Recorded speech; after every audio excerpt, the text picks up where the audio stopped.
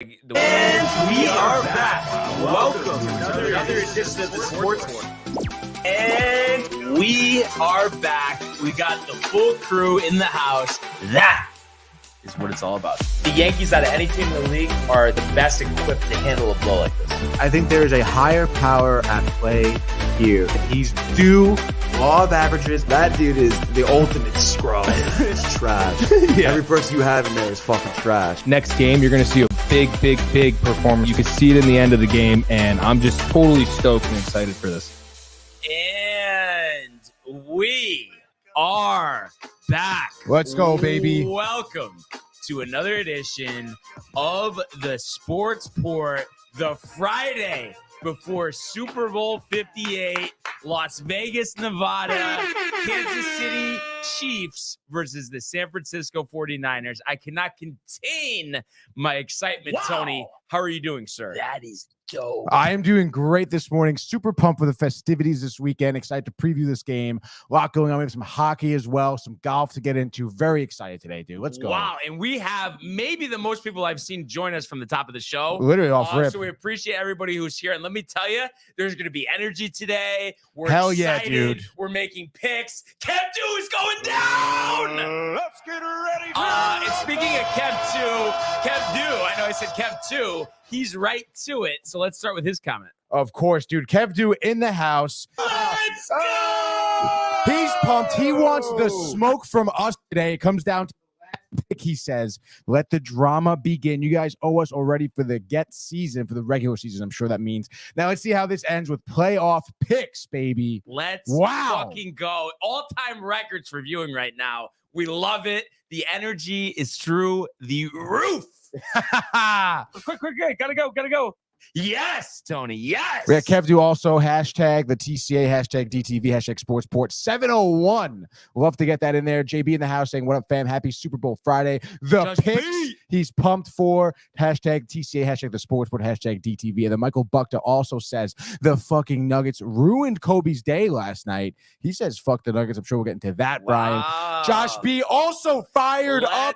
Let's go, baby. And then Ryan McNeil in the house, the Heidi Ho Downtime TV, dude. All right, so Ryan McNeil, we appreciate having him with us. Oh yeah, dude. So of course we're gonna talk a ton about the Super Bowl, but just before we do that, just want to update everybody on the first round of the Waste Management Phoenix Open. Obviously, Scottsdale, Arizona, record lows there yesterday. I want to say most of the round, it was around 45 degrees. I was talking to Tony before the show. Typically, you're in the 70s, sun. You had people wearing knit caps, kind of crazy, as well as a 3.5 hour weather delay. So that obviously interrupted the coverage. They were able to resume, but didn't finish the first round. The first round is going to resume in a little less than an hour from now.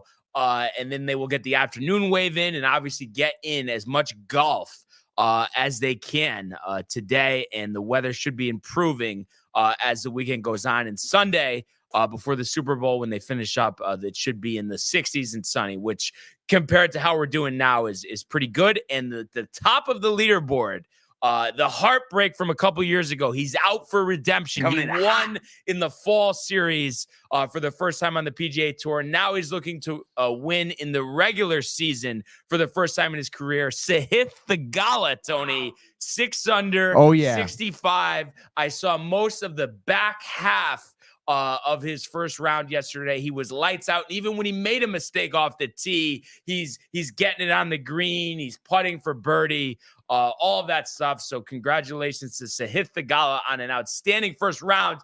And typically 6 under, you're probably 10th, you're 12th, whatever you want to say. But because of the conditions, 6 under leads, and that was a very good round. And a guy who has a chance to complete his first round and have an historic first round, Andrew Novak, Tony, 5 under through 9, started on the back 9. You had Shane Lowry birdie his last 2 holes to get to 4 under, the former Open champion. He's tied with S.H. Kim, who had it to 6 under, was tied with Thagala. He dropped a couple shots late, so he's at 4 under, tied for third with Lowry. Jordan Spieth chipped in on 18 to get to 3 under, so he shot a 68. He's tied for fifth with Canadian Open champion Nick Taylor, who's only played 6 holes, starting on the back at 3 under. You also have Cam Young at 3 under through 5. So a lot of golf left to be played in this first round. And like I said, we'll get started around 11 o'clock. Two-time defending champion Scotty Scheffler, he's 1 under. Hideki Matsuyama, through his first 7 holes, made a 55-foot birdie putt, had a double bogey, and then chipped in 2 off the green, which was pretty crazy. He's 1 under through 7, and that's a 2-time champ right there. So it'll be interesting to see how he plays the rest of the way.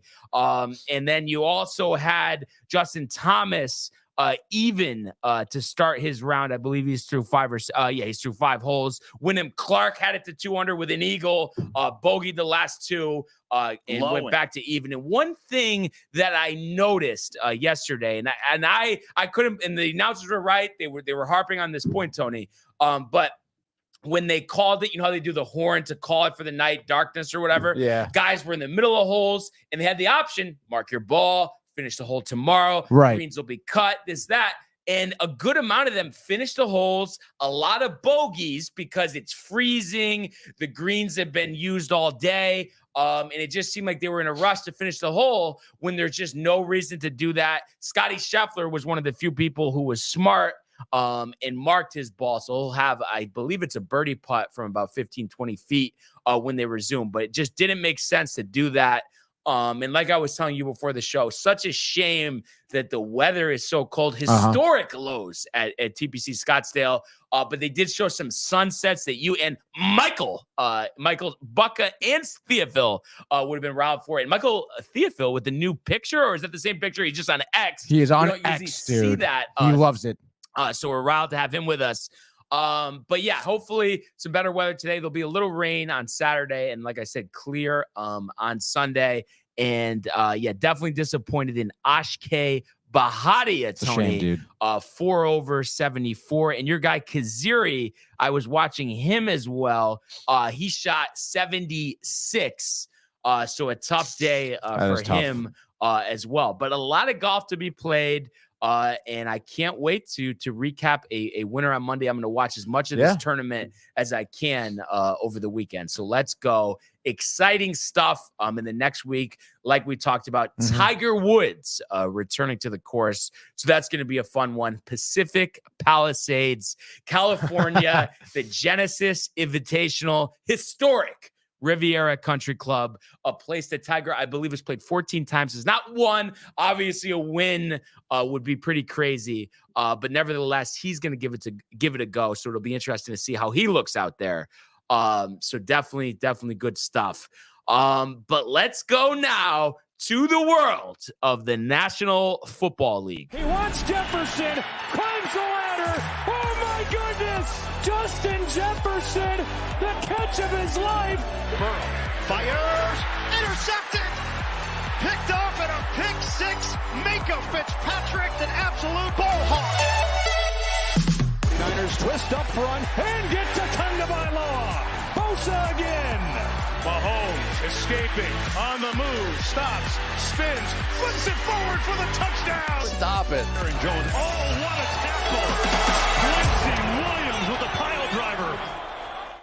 Right. All right. So the time has almost come for Super Bowl 58. Like I said, Las Vegas, Nevada, a place that was built for the Super Bowl. 6:30, CBS, Nance, Romo. I'm so excited to watch it. And we've talked about it. I think you said, right, your favorite announcing crew is them? Or yeah, I think so. The duo definitely right now. But after the game's over or during the game on Twitter, there's going to be a ton of slack on Tony Romo. And I think, honestly, I think he takes too much heat. Like, I get it. He talks a lot. He gets excited. He kind of spoils things maybe. But the energy, I just feel like you need energy. Do you want the guy falling asleep? No. Clearly, he has a good football IQ, and I know some of it is too. People don't like the Cowboys, so that's part of it. That's but absolutely I think he's one of the better color analysts, on the NFL coverage. Yeah, no, I totally agree. You hit the nail on the head there when you said I feel like people just didn't like him as a player, and they're taking that to his broadcasts. And I mean, in reality, like you said, they're the best pairing right now. He brings energy. He calls plays like he sees them. He's very smart. He's got great one-liners too. Like, I mean, some of the things he says, like, it makes me chuckle in the broadcast. It definitely heightens the broadcast. I do see, maybe in the past couple of weeks, I talked about him, jumping over Nance a little bit. But nonetheless, dude, I mean, anytime he does chime in, it's never nothing that's like fluff, just to, fill some empty space or anything. He always has something to add. And like you said, the energy, I love it, dude. He's great. Yeah, it's great. And then Nance with the play-by-play, just such a professional. Oh yeah, out there. It's amazing how long he's been lead play-by-play for CBS. And also Matthew Gabriel in the building. Yes. Yeah. So he's obviously fired up. And in terms of this game, I heard an interesting tidbit today. So I think there's been a lot of talk about the spread. Opened at 2.5. Went down to 2, went down to 1.5, still at 1.5. It was at 2 yesterday, but back to 1.5 today. Very good. And this was on DNR this morning. They were saying the reason that the line was set for the number it was, and Dave said 2, he's very good at predicting these lines. Right. He was saying he had it as -3, so he's like 5 points off. I'm never that many points off. But I guess there was a lot of, like, from beginning of the year, future action on San Francisco to win the Super Bowl. With that in mind, they wanted to even out the action. But honestly, tell me that's not fraudulent. You know what I mean? It is kind of fraudulent. Then again, it is Vegas. They make money off everybody. Of course, they're going to do whatever they need to do to make the most money. Yeah, no, I mean, you're totally right. I wouldn't look at this line that much, again, because they obviously take into, the bets that were current and being made and stuff like that. So it is kind of a funky line. Yeah. And I guess it makes sense why, because obviously at the beginning of the year, a ton of people probably did bet on the Niners to get to the Super Bowl. So, yeah, I mean, it is what it is. I don't think, like, it doesn't really affect my decision on the match, on the game, like on the outcome. So, and also too, like agreeing with what you said, I get it. Yes, I'm not a betting sharp. I understand that, but I just, for the most part, and I do mention stuff like hockey lines. Oh, that's sketchy. What's going to happen, blah, blah, blah, blah, blah. But still, when it really comes down to it with games, I just, suspicious of how the line was set. They have all the advanced data, the this, the that. But at the end of the day, they don't definitively know who's going to win. Because if they did, they would just, take one side and hammer it. You know what I mean? It's just like, they don't know that at the end of the day. So that's why I feel like the line really doesn't matter. And especially when it's under 3, I mean, you got to have the key numbers, the 3, the 7, the 10, yada, yada, yada. But I feel like if it's under that, you might as well just take the money line. Because how many times is a game decided by less than 3 points? It happens, but it's not. Yeah, not often. Yeah, not often. Exactly. So that's why, I don't, look into that that much. But I just think this is just going to be such an exciting, classic game. And just, obviously we're going to do, the picks with the TCA, but before we do that, just kind of, I'm curious your opinion, kind of how you see this game playing out in terms of like the start, the strategy, like from the onset, from the first quarter, when you look at both teams on offense, what are you expecting them to do from the jump to try to, gain an advantage? Ooh, gaining an advantage it's tough, honestly. I really do think that this is going to be a tight game through and through. I would say to start off, I would think both teams, I would imagine they're both going to start to establish their running game right away. You're probably going to see the ball in McCaffrey's hands for the Niners. Same thing with Pacheco for the Chiefs. And then once they do that, then you'll start seeing, Mahomes in the shotgun throwing downfield, looking for Travis Kelce too. I'm sure you'll see that mix. Run with Pacheco, and then a short pass to Kelce all day long. See how much Kelce can get after the catch, too. Start testing the secondary of the Niners, because that's probably their biggest weak point, I would imagine. I'm sure that's what Andy Reid is thinking. And then, the Chiefs, I don't know. I think at the end of the day, this type of game what's going to be the factor that's going to change, I want to say, is going to be turnovers. You know, who can make the first mistake offensively, I think is going to probably determine the winner. Obviously the loser too of this match. Honestly, I was thinking about it this morning. I feel like it's like when we're playing Madden, dude. Right. You know, we're going to be scoring a lot, and it's just a matter of at who throws an interception, who fumbles first, who turns it over, maybe even a special teams touchdown or something that could start to, you know, sway the game one way or the other. But I would imagine that's their strategy, at least opening up, you know, establishing the run game, testing the waters. So it's going to be a little bit of a slow start, I think, in terms of that. Yeah. And I don't know. And just kind of thinking about game planning, being creative. When it comes to San Francisco, you would think going into this matchup, the Chiefs are anticipating high volume with McCaffrey, of course, out of the backfield, but a lot of running. And you would almost think that they're thinking, oh, well, they don't respect our run defense. They're probably going to do a heavy run attack on the first drive. And I just wonder if, like, first play of the game, end around, flea flicker, Debo down the field. I wonder if they're going to do that to really jump out to, you know, a strong start here. I could kind of see that both teams trying to play with the psyche of each other. Yeah. I could see. You think Shanahan has the balls to just be out there and just some type of like, or play action even and just throw it deep. So that's what I see on San Francisco. And then when I see on Kansas City, I think, you know, last time that we had this matchup, you know, and I know, you know, it was 5 years ago. But I think Kansas City probably looked at the tape and said, you know, we were down early. So what do we have to do early to give us the best chance? We want points on the first drive, points on the second drive. You know, we don't want to be settling for field goals. We want to punch the ball in. You know, what do we do best?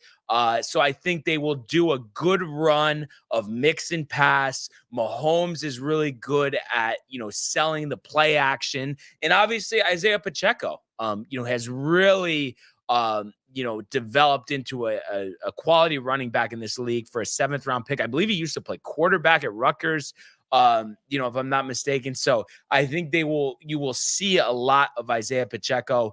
And one thing that's been working the last couple of weeks, and it might even be only for one reception, it ended up being the game-clinching reception a couple of weeks ago. But I think the vertical passing game with Valdez-Scantling, I think they're definitely going to try to get him the ball deep. And then also, you know, Rashee Rice, you know, he's been one of the emerging receivers in the league, especially the second half of this season. So you would think, you know, Mahomes will make an effort to get him the ball. Also, you know, I think you're going to see San Francisco defensively really come after Patrick Mahomes because they've seen, I think he's been sacked once the entire postseason. Twice. He's getting the ball out quick. You know, so I think they're going to make an emphasis on that. And then obviously counterpoint there, you're going to see Kansas City really do the quick throws. And Patrick Mahomes, I mean, you see all the numbers. He has one of the quickest releases in the game. So I'm sure they're going to do that, you know, as well. And, you know, when it comes to the, you know, and Jay made a point, you know, Chiefs defense against the run is no good. Now you just have to run the ball. What do you think about Kansas City? No, you know, expecting the run, right? Do you think that they're going to be able to counteract that at all? Or do you see it where at the end of this game, no matter who's winning, we're going to see San Francisco running for 150, 160, 170? Do you think they're going to get that much on the ground? Yeah, I do. Maybe not at first, again, because they're anticipating the run, I'm sure, with McCaffrey getting the ball in his hands a lot. But I mean, you know, the Niners have so many weapons that I think they'll be able to keep the defense guessing enough that at some point McCaffrey's going to have some big run, you know, some hole will open up to the middle of the field. And also at the end of the day, I mean, you know, the Chiefs can game plan as much as they want, but I mean, we've seen McCaffrey all season. He finds ways to keep running and to gain yards. I mean, he breaks tackles easily. He uses his legs really well. He doesn't turn over the ball often. So I would anticipate that. Yeah, like 170 on the ground. Again, like I said, McCaffrey finds ways. So. And what about on the other side of things with Kansas City? Do you think Pacheco will have over 100 yards, or do you think the majority of their yards are going to end up coming through the air? Again, I think at the end of the day, probably through the air. You know, Andy Reid's a smart coach. He's going to want to put the ball in Mahomes' hands probably as much as possible.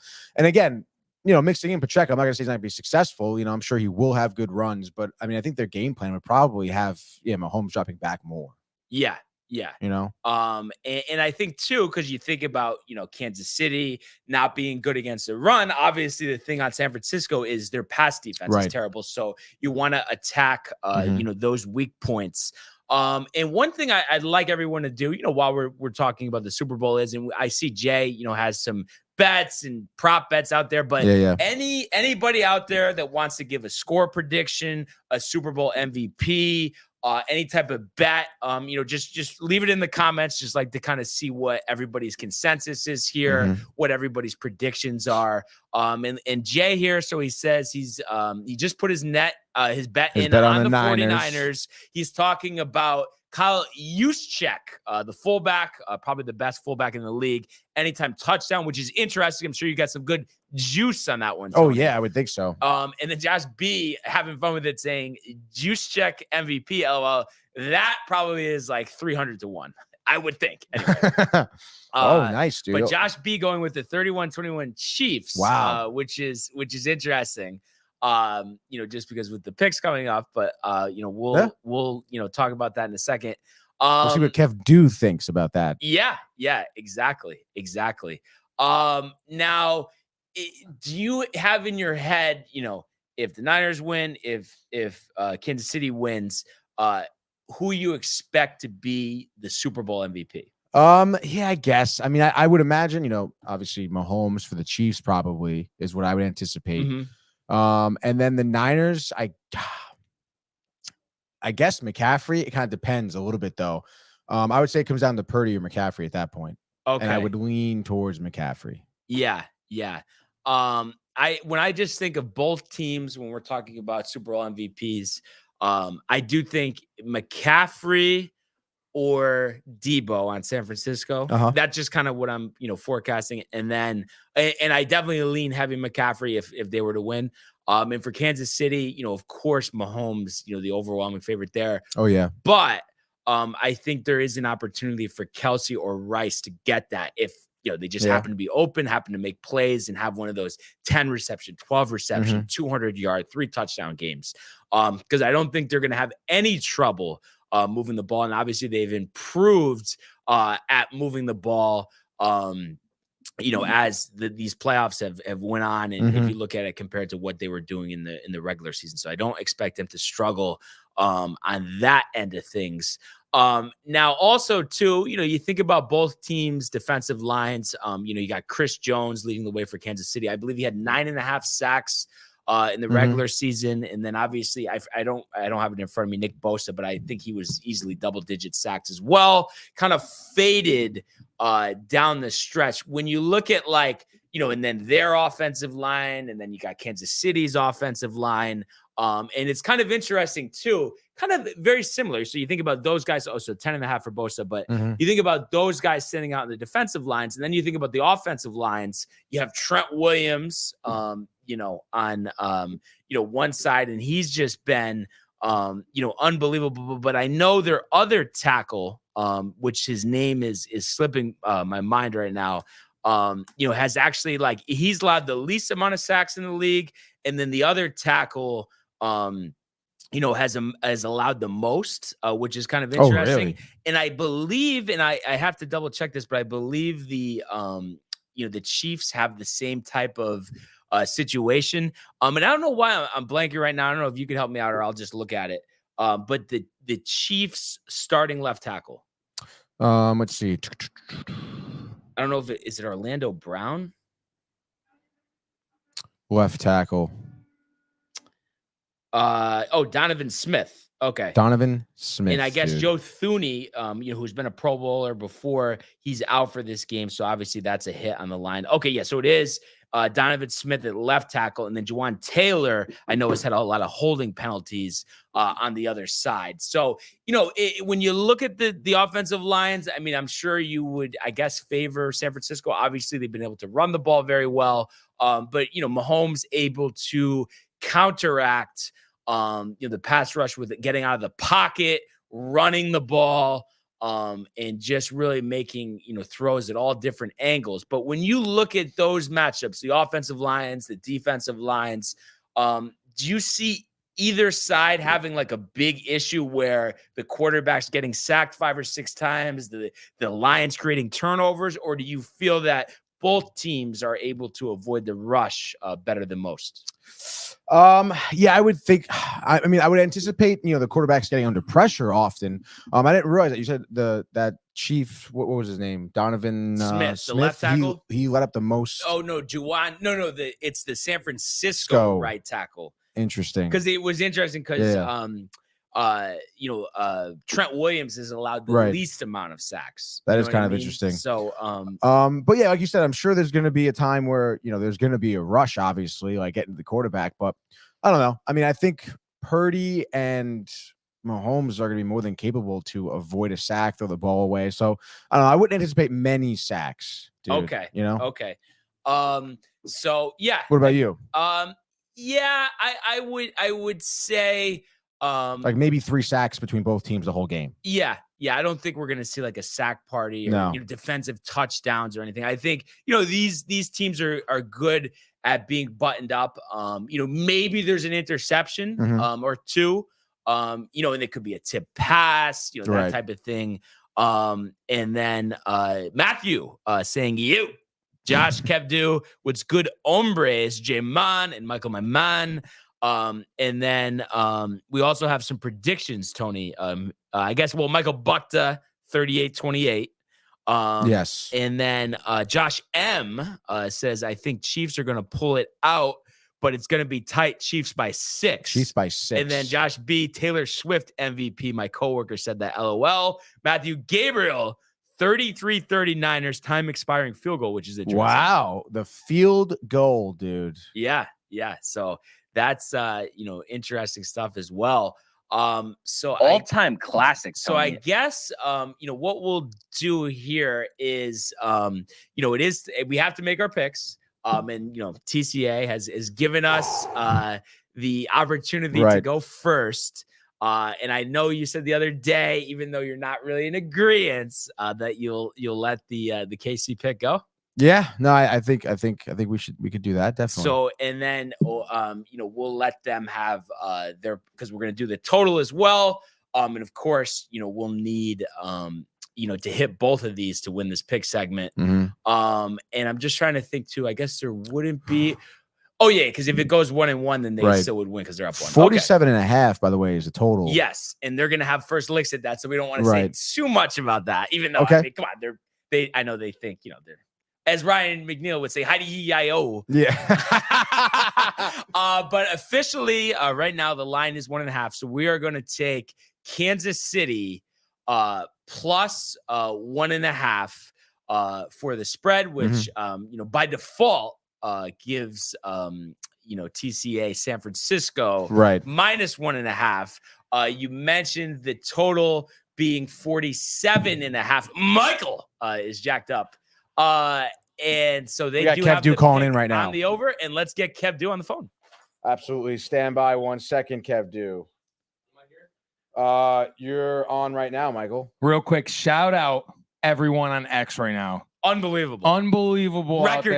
Record setting X. Shout out everybody out there. We see you. We love you. Thank you. Yeah, absolutely. And Kev Du, I can't wait till the 18th, brother. Yeah, that is going to be legendary. Is Kev Du on the phone? Kev Du, you're hot in the line right now. How's it going, bud? It's your boy. Yeah. What's good, guys?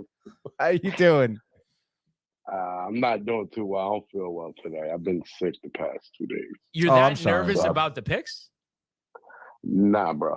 Nah, never that. Nah, I'm just kidding, man. I hope you feel better. So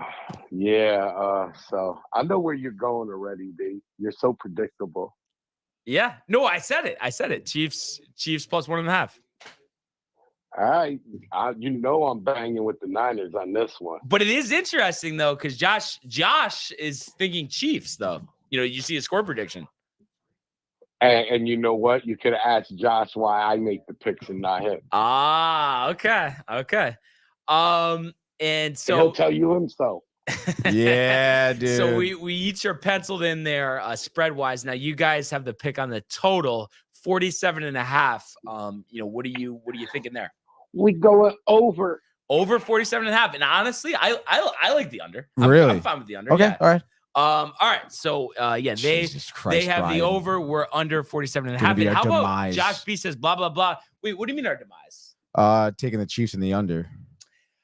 I'm just saying, I mean, Kev, listen, I know we didn't pick totals this year, but I know you're going to agree with me on this. How many, I mean, I don't know what the splits are, but unders clearly led the way this year. And I know it's in an individual basis, but a lot of times, the total is 48. Let's take the over. Let's take the over. Oh, there's 25 in the first half, and then they scored 10 in the second. That happened all the time. No, yeah. And I mean, look at even some of the Chiefs scores. I mean, they were winning games 17-10, like 21-14. Right. It's, it's possible. It's possible. It was a crazy scoring year this year. Yeah. Very crazy. And I don't know do you think that the majority of that, Kev, was just that there were so many quarterback injuries? I think it was just injuries, period. Yeah, exactly. Injuries, period. I mean, every week somebody got hurt. Yeah. I mean, but that's the violence of the sport. What can you do? And we all love that as a nation to watch that. And a couple more things here. So obviously, we know you got the over, the Niners. What is your exact score prediction here?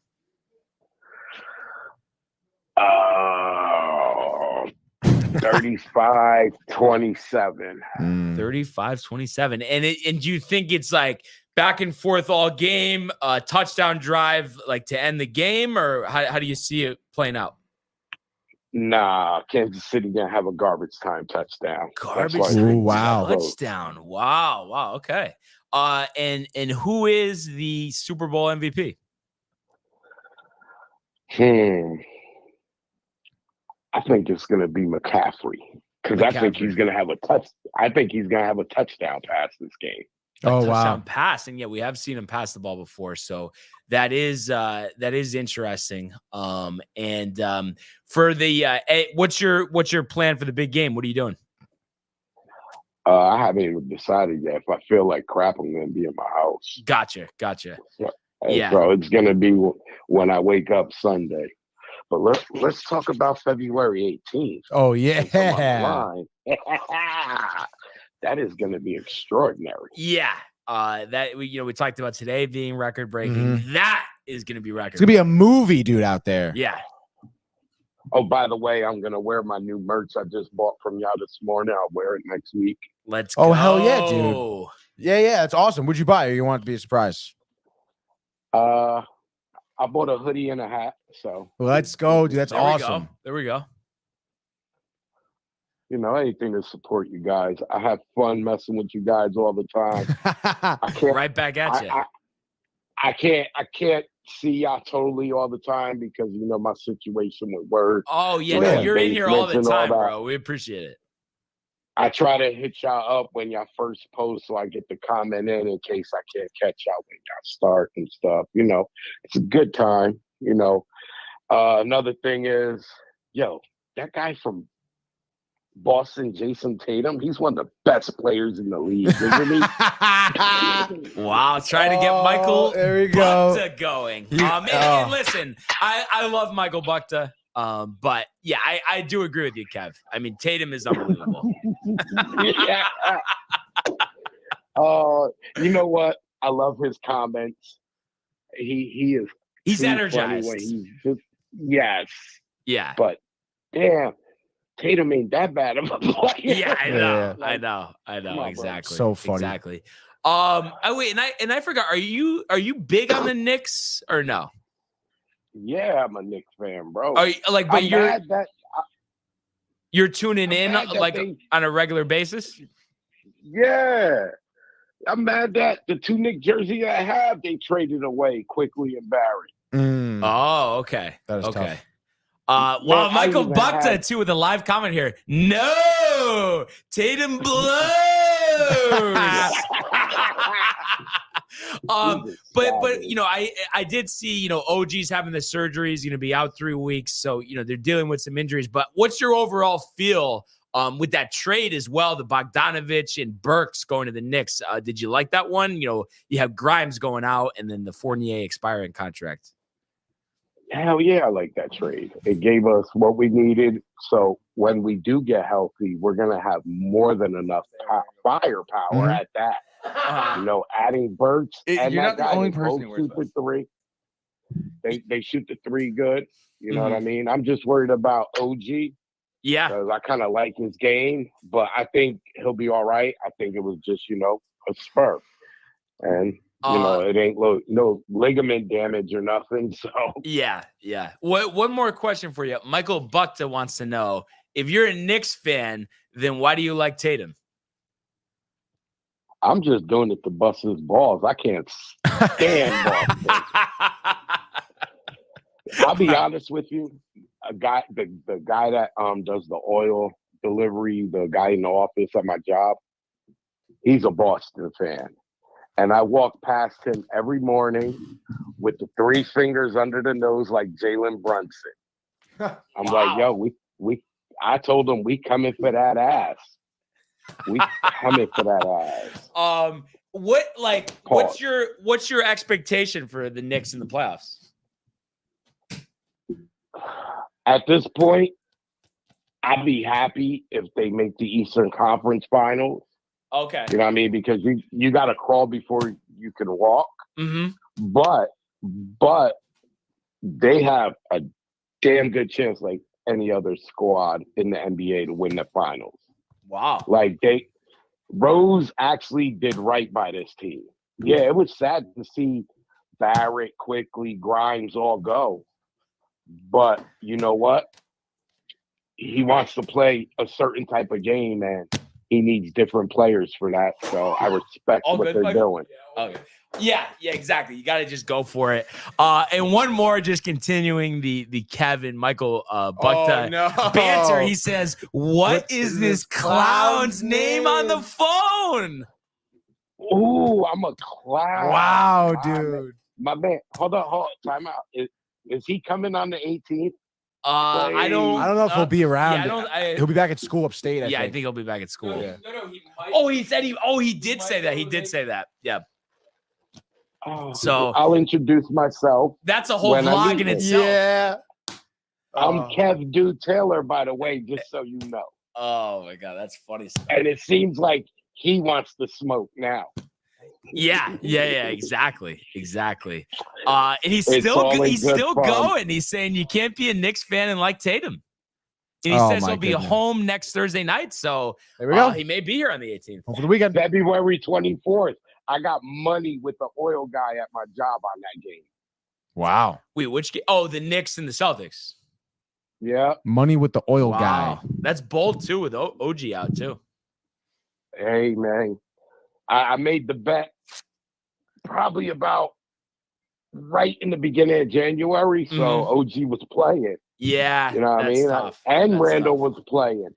But hey, the Lakers beat them without LeBron and AD. So think about it. Yeah, you're right. No, they definitely have a good chance. We'll have Burks and Bogdanovich. Yeah. So exactly. So that'll be an interesting one. And I was really sad to see DiVincenzo's twin brother leave, Malachi Flynn. Oh yeah, that was my boy. And Archie Diakio. I know I'm saying it wrong, but he was on Villanova with them as well. Yeah, well, he played in garbage time. So. Yeah, exactly. And him, Flynn did too, but I like the double white chocolate brothers playing ball. Yeah, exactly. So all good stuff there. Pumped for the Super Bowl on Sunday, and of course the 18th. Oh yeah, and we really appreciate you calling in, Kevin. And hopefully next time we talk to you, we're talking about how we have seized the playoff pick segment. So let's see what happens. Yeah, after all those L's you took during the season, you just need something to play for, bro. Every week was so Next tough. year, I'll just make all the picks, and then we'll be better. Oh, yeah, okay. Okay. Hey, listen. Hey, look how your hockey picks are coming. Huh? What are you down like 20? The other morning, you were down 20, bro. Well, it was close, and then we started picking every game, every total. And totals, I hate totals. So that I'll blame it on that. Just like how we are trailing in the playoff pick segment because of the totals. But hey, sometimes you got to do it. Don't have a lot of games to pick from, so it's all right. But like I said, yeah, thanks for calling in, Kev, and we'll talk to you soon, okay? Yeah. Feel better, bro. Feel better. All right, thank you. Bye. Peace. And that is Kev Do, Tony. That's Kev Do, dude. So this is what we're gonna do here. So I know, our official picks are in. So we can, if you'd like, do the picks against each other for this game. Yeah, I think so, right? But let's, before we do that, obviously you're gonna say it basically in your prediction, but we'll do a frenzy just for this game, okay? Final score and the Super Bowl MVP. Oh, wow, dude. And All let's right. get the music. You want to start it going right now, dude? You want it I up need here? You to set the stage like your Jim Nantz. Let's freaking go, baby. It is Super Bowl season here at the DTV studios. What a game. No one ever could have predicted this. Mr. Irrelevant in the Super Bowl. The 49ers coming in here hot on the nation's stage here in Las Vegas. Kansas City coming here as well. Surprise, as we said, Niners the favorite, -1.5. Over-runners at 47.5. By God, we have two of the best, arguably the best tight ends in the game, neck to neck here. Great quarterbacks, great running backs, great coaches as well. This is going to be a game that defines the ages here, Brian. Your AccuWeather forecast, 60 and sunny. It's obviously nice and comfortable for tailgaters. I don't even know if they allow that there, because I know, like, in LA they don't. I don't know. Wait, really? But actually, they got it for the. I don't come know, on, just dude. Traffic and all of that. Anyway, so we look at this game, Super Bowl 58. So crazy to just even say that. Probably, I guess, the first Super Bowl I remember was 1998. John Elway's swan song, the Broncos, the Falcons, and it was a blowout. This game won't be a blowout. I'll tell you that much. It's going to be tight. I think in the end, this is basically what I see happening. First half, I think they're trying different things.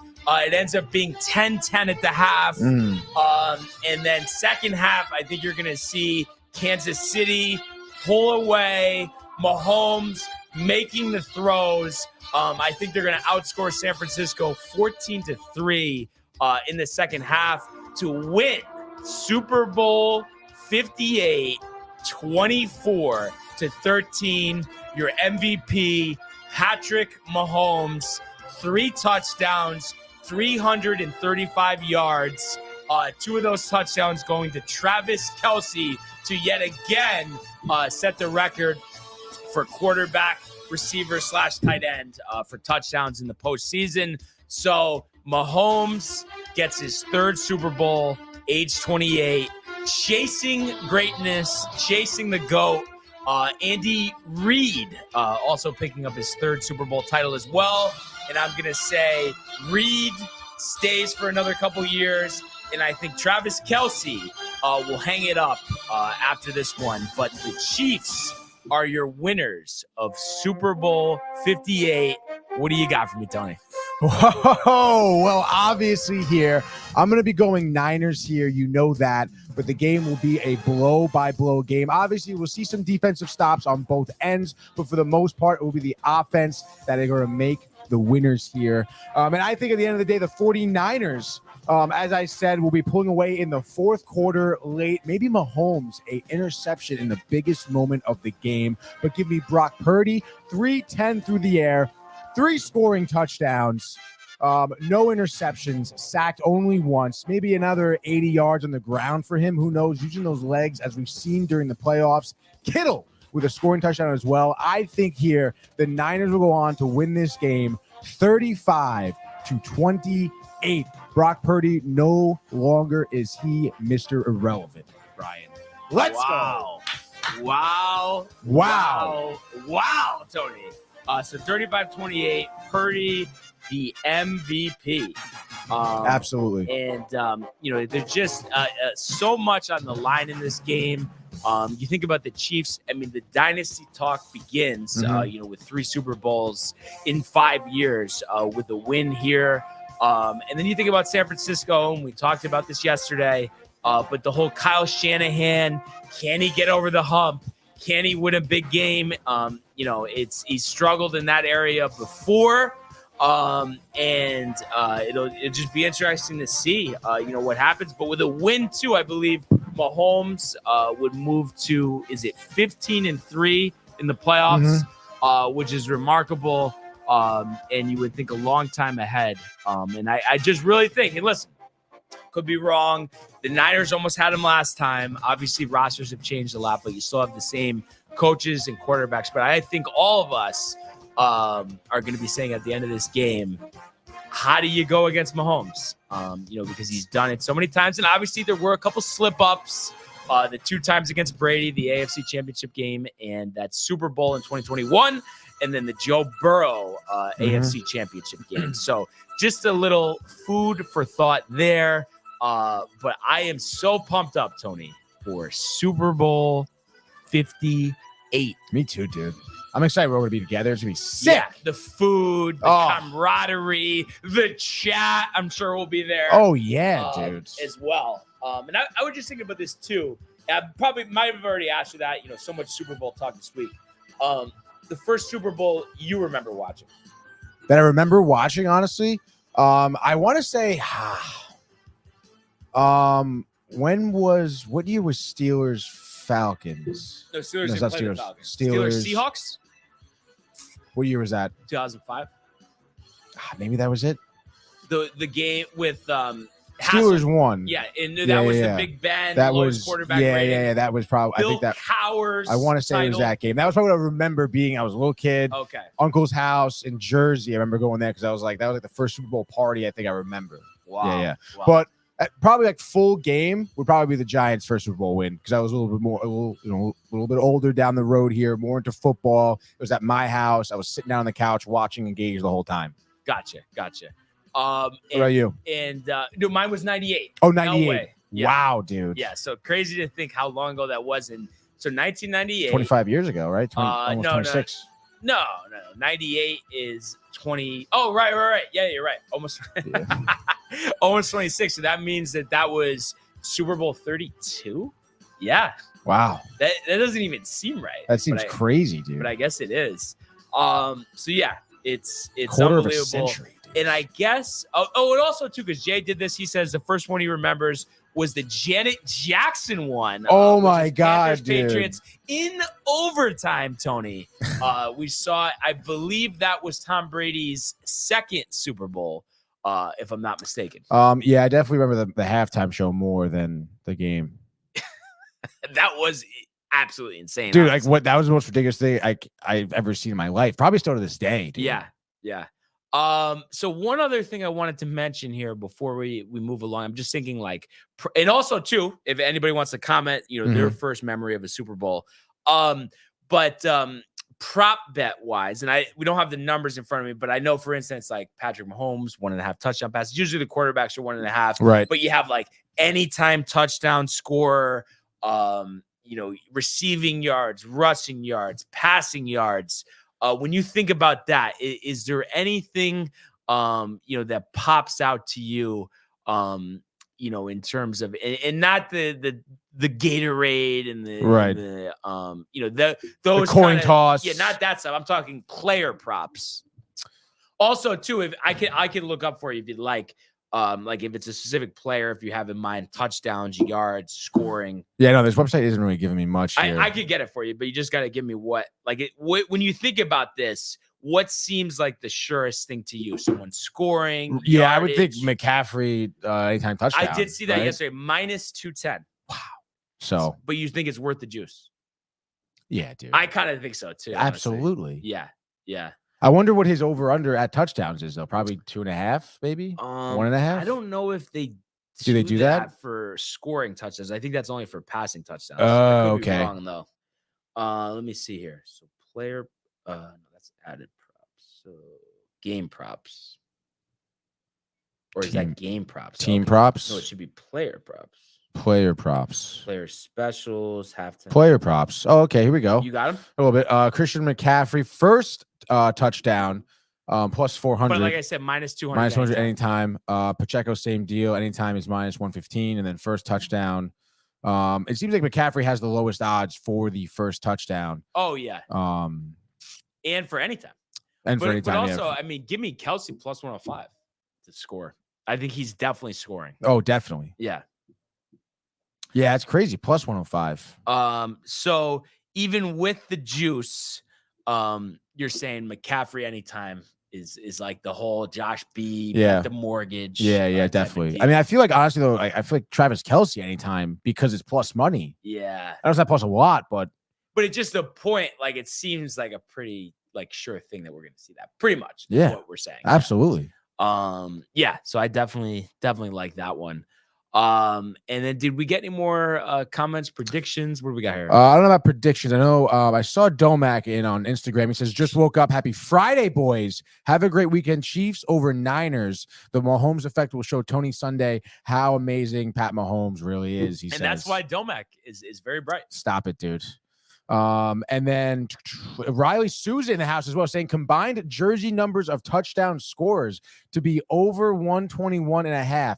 Best novelty bet out there. Wow. So Riley likes those like kind of crazy off kilter. That is an off. That seems about right though. Especially when you think like Kittle, McCaffrey, Kelsey. It's like the over under for the national anthem. The Gatorade. I can't do it. Michael Buckta calling you're a big loser, Kev do. And then Jay Bird says Kyle Juice is 20-1.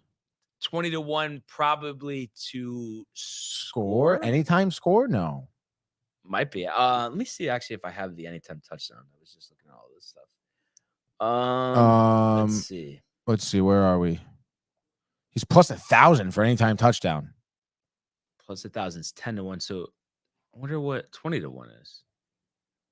That's crazy, dude. Can't be Super Bowl MVP because it has to be a lot higher. Kadarius Toney plus 1,200.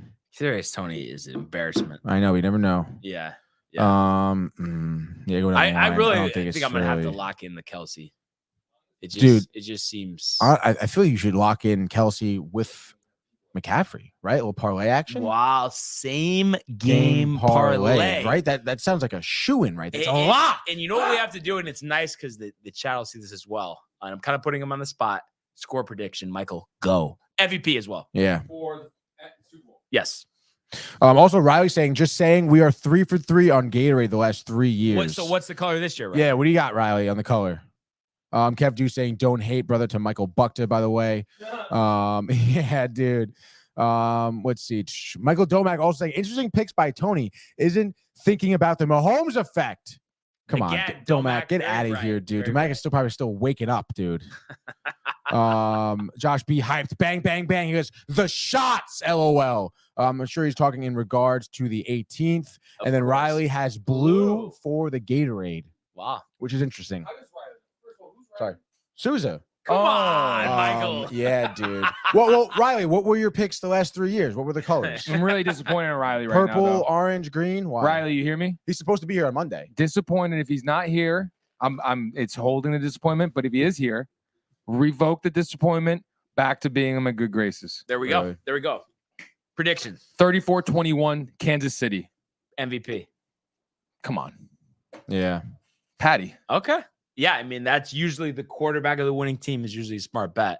Definitely. I think it's just, I mean, I don't know what you guys think, but I think if someone else is going to win it, it has to be like historic. Right. 200 yards, 3 touchdowns. Yeah. Then receiving, you're saying. Yeah. Or some rushing freak defensively. Or if someone has like 3 strip sacks. Time expiring 99-yard pick 6 or something ridiculous like that. Time expiring 99-yard field goal. Your Super Bowl MVP. Man, I am so pumped for Sunday, like we've been saying. This conversation, dude, I'm great. So excited for Sunday. Yeah, let's go. Yeah, we got it. The bong. And then Riley, orange, purple, orange. Orange, purple, orange. Blue this year. Blue is a little bit of an offset there. He says, Mike, I'm back Monday. And he says he's been a busy man and probably scouting out who's going to be the future quarterback of the New England Patriots. Probably. You know? So I doubt he's been busy. Dude. No, I'm sure it seems like he has been, I will say. He's got classes and such. Priorities. But the chugging the beers and the suite at the hockey game. We all saw it. Yeah. Yeah, that's true. Got him on camera, dude. I see Domac hustling. That's all I'm saying.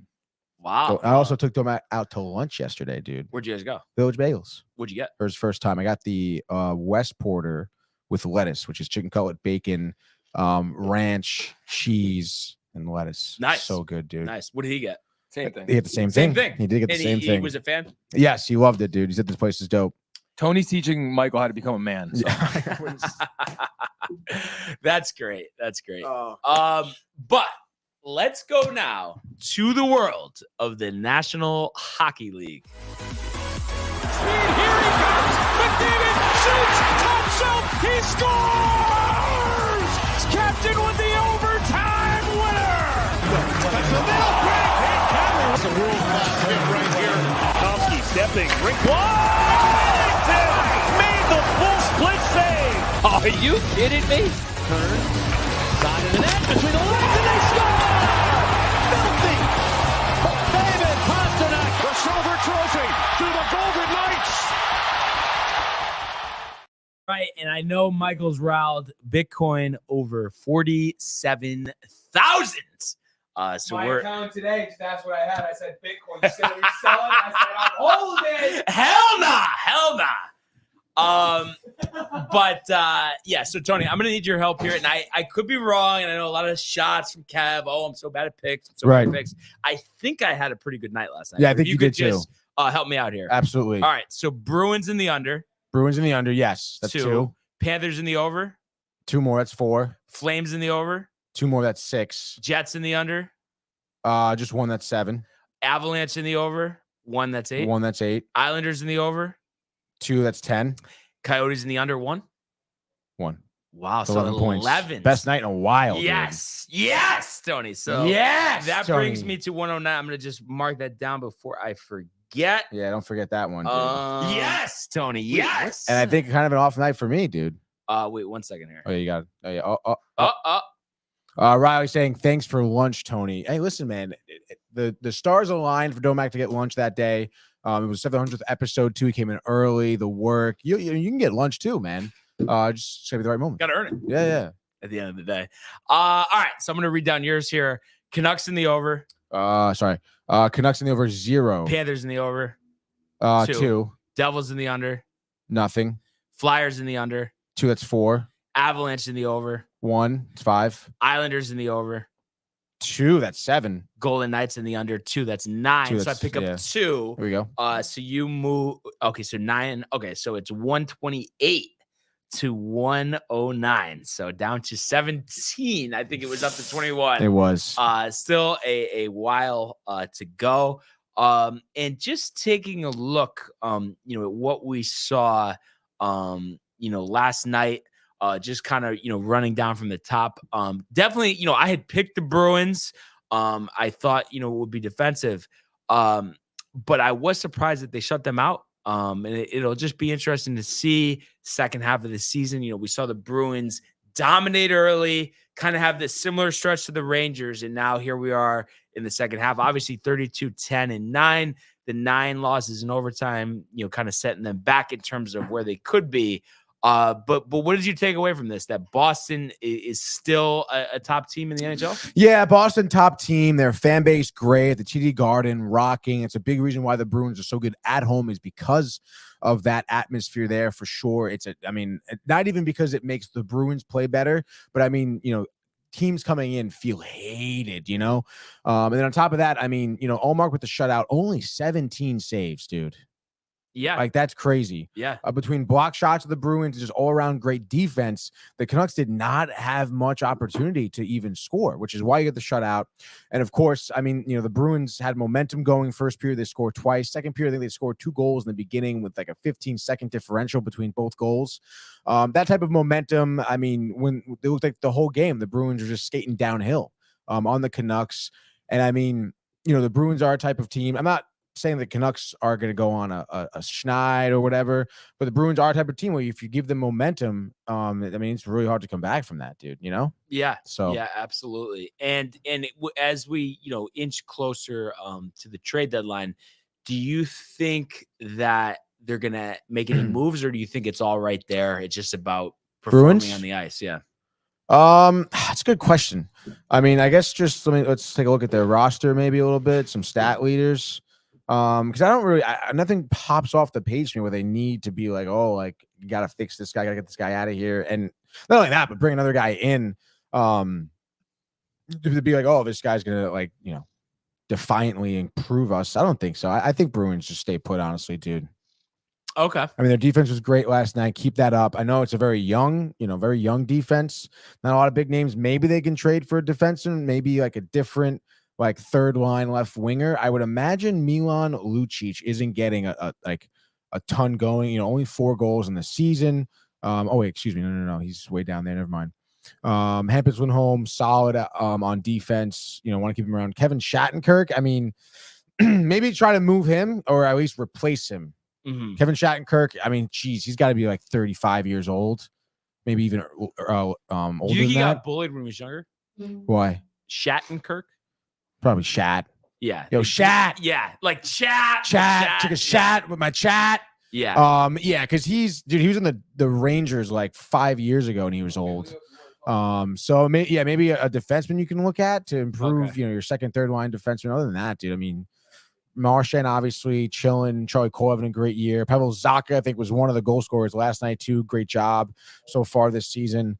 So yeah, I would say stay steady, stay straight. Yeah, absolutely. Right. So moving along, in terms of the games last night, Panthers 4-2 over the Capitals. I mean, I don't think we need to spend too much time on this. We don't feel confident in the Capitals. We know the Panthers have played well this year, following up that miraculous run to the Stanley Cup Finals as an 8 seed. You had Tkachuk with 3 points. Reinhardt scored as well. Bravowski playing well in net. It just seems like they keep on rolling. And I think, once the Stanley Cup playoffs start, they're going to be a dangerous out once again. Yeah, always are. I mean, they're going to have momentum going. They're that team too. You give them momentum, I mean, it's going to be hard to beat. Yeah. One game that I was not surprised with, I know you were, Flames have been playing better recently, and they beat the Devils here 5-3, despite 2 goals from Palat, Markstrom, 37 saves. It seems like kind of in terms of the Devils, losing this one, kind of the same thing we've seen all year, just a lot of inconsistency, and have really failed to capture, the consistency that they had last season. Yeah, dude. I mean, I don't know. I mean, that's tough for the Devils. I just don't know. I just can't see them going anywhere, honestly. But I mean, this is highly disappointing, to the point where Lindsey Ruff might get fired after this season. Oh yeah. I wouldn't be totally surprised, but I mean, I don't know. I mean, last night, let's look. Vanacek's numbers obviously were not good. He had that good game against Colorado the other day, and I'm like, well, it's Colorado the way they've been. I know they've been on the schneid, but still, I mean, you would think Vanacek looked like he did, late last season. So I don't know if they don't have good goaltending, they're not going to go anywhere. And then Riley, by the way, did mention that Lucic was banned from the league. I totally forgot about that. Domestic dispute, I believe. He's on the Bruins. He's on the Bruins. Okay. Yeah. Pretty sure domestic dispute. It was a little while ago, dude. Totally slipped my mind. But yes, Riley, glad you're watching, dude. And honestly, Riley, let me know if you think someone like the Bruins should pick up someone, let us know, dude. Because you're the Bruins expert. Yeah, exactly. We saw the Flyers 4-1 over the Jets. So I guess I'm just looking silly at this point, just continuing to go against the Flyers without Carter Hart. It's like they've almost been better. Maybe, this is stuff off the ice was a distraction. Konechny, or what did we say again? Dude, Konechny, goal and an assist last night. And Ersson almost flawless in net there, 28 saves. Flyers are 27-19 in a big home win against a team like the Jets, who's near the top of the Western Conference. Yeah, dude, Sam Ersson, you said it. I mean, that was one of the reasons why the Flyers were losing so much when Carter Hart first also got into a little bit of a legal issue. But I said it. If they find another goaltender, they'll be competitive. Tortorella has rallied that team, and Carter Hart had a stellar year going for them. And if Sam Ersson come in here, I think he's 24, something like that, young guy. If he can pick up the slack of Hart, I mean, the Flyers can be competitive. I still think they're top 5 in the Eastern Conference. I think still maybe they drop to the top 6, 7. You think, Mike? Mike doesn't know. There's no way. But yeah, dude, I'm not surprised there. The Jets, and I mean, we've seen again the Flyers beating good teams. The Flyers, by the way, 6. Tony knows it, just like me and the ages. The ages, dude. The Hurricanes 5-2 over the Avalanche. Nikas with the hat trick. So the Hurricanes, strong at home this year, 16-6-4, 29-16 overall. Avs still great record at 32-16. Only one game over 500 on the road, 12-11, 4 overtime losses as well. It's 3 losses in a row. It could be just kind of sleeping out of the break, but Gorgie has been playing like Shesterkin. Yeah. So concern? For the Avalanche. Yeah. The talent's there. We saw I think McKinnon, a little bit, dude. over 3,000 shots for his career. He just reached that. I think the game before this, he's been on fire, dude. Last night. Yeah. I mean, I don't know. I think this is going to be like just maybe the Avs go on a little bit of a skid, but at the end of the day, they're going to bounce back. They're going to be good in the playoffs. There's too much talent there.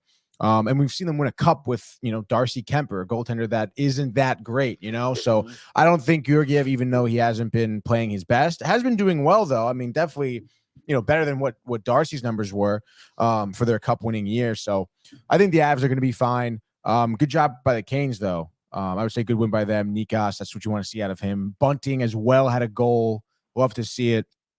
So yeah. And I guess they pulled Kochkadov and went with Ranta.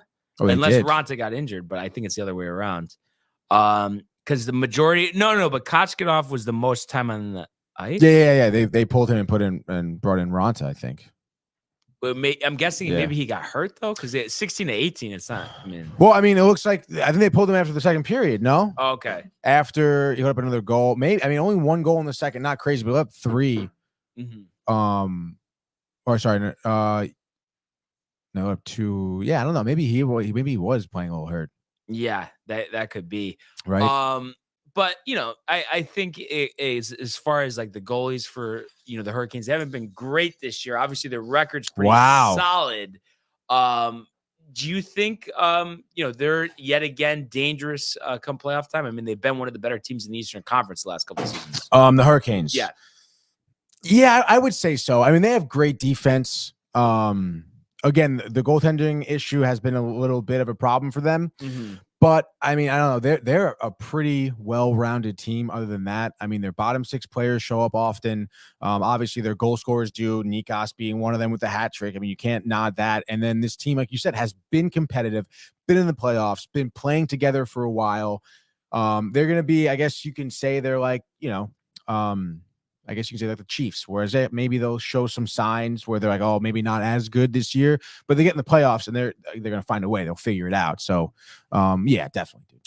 And I guess Riley mentioning a guy that you've mentioned in Adam Henrique. Adam Henrique, he says 33 points in 41 games. Would love to add him as a depth piece, especially with Matt Poitras, the talented rookie, being out the rest of the year. Yeah, honestly, Susan, that's a great guy right there. I've been talking about the Rangers picking him up, for a third line guy. He's doing pretty well there for the Ducks. So, I mean, if he's got some juice in him, which it seems he does, like you mentioned, 33 points in 41 games, that would be a great piece. So, yeah, good pick, dude. And we'll see who gets him. Like I said, I hope the Rangers get him. Let's go. Moving along here, we saw the Isles 6-2 over the Tampa Bay Lightning yesterday at UBS Arena.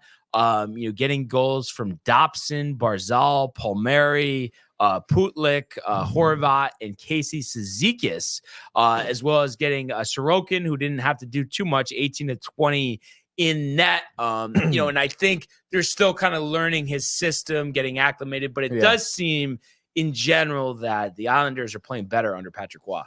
Yeah, which, I mean, again, you would anticipate that coaching change. More often than not, it does help out.